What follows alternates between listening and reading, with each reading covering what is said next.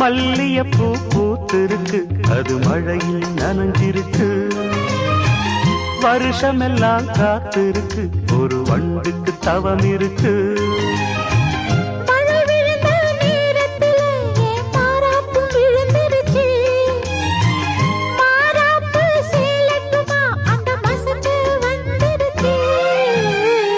மல்லியப்பூ பூத்திருக்கு, அது மழையில் நனைஞ்சிருக்கு.